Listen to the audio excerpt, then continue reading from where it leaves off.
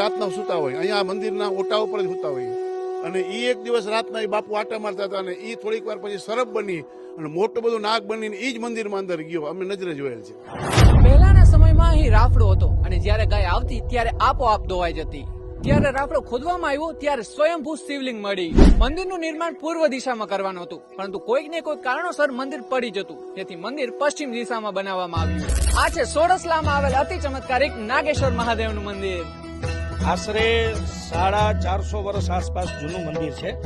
અગાઉ કઈ હતું નહીં, એક માટીનો રાફડો હોય એવો ઇતિહાસ સાંભળેલો છે. કોઈ એક ભરવાડ ગાય ચરાવવા માટે થઈને નીકળતા અને જ્યારે ઘરે આવતા એ સમયે દૂધ રહેતું નહીં ગાયમાં, એટલે કીધું ભાઈ આ દૂધ જાય છે ક્યાં, તપાસ કરવા માટે ગાયની સાથે નીકળ્યા અને જોયું તો એ સમય અનુસાર રાફડામાં દૂધ છે એ દોવાઈ જતું, ગાય ઊભી રહી જતી, દૂધ દોવાઈ જતું.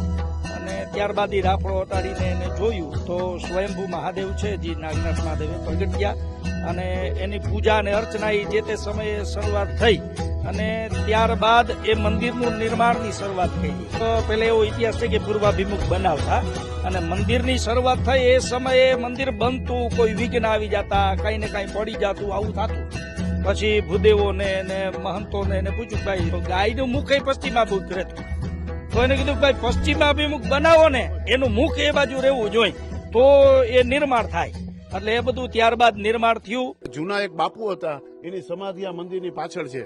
આ વખીતગીરી બાપુ નામ છે એનું. અને એ બાપુનું પણ મેં નજરે જોયેલ છે. આ જગ્યામાં એ બાપુ આટા મારતા હતા અને એ